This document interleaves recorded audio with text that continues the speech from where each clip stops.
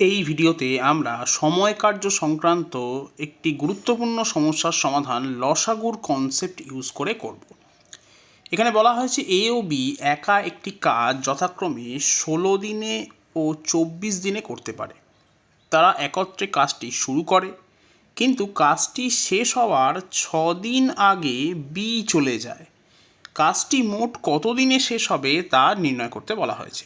আমরা প্রথমেই 16 এবং 24-এর লসাগু নির্ণয় করব, যা কিনা 48, এবং ধরে নেব যে সম্পূর্ণ কাজটি 48 ইউনিট। তাহলে এখন এ 16 দিনে করছে 48 ইউনিট, তাহলে এ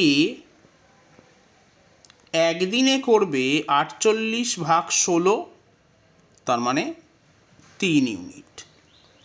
একইভাবে বি 24 দিনে করছে 48 ইউনিট, তাহলে বি একদিনে করবে 48 ভাগ 24, তার মানে 2 ইউনিট।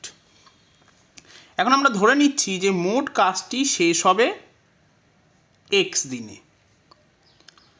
এখন যেহেতু বি 6 দিন আগে চলে যাচ্ছে, তাহলে বি কাজ করবে এক্স মাইনাস 6 দিন, আর এ যেহেতু কোথাও যাচ্ছে না, তাহলে এ এক্স দিনই কাজ করবে।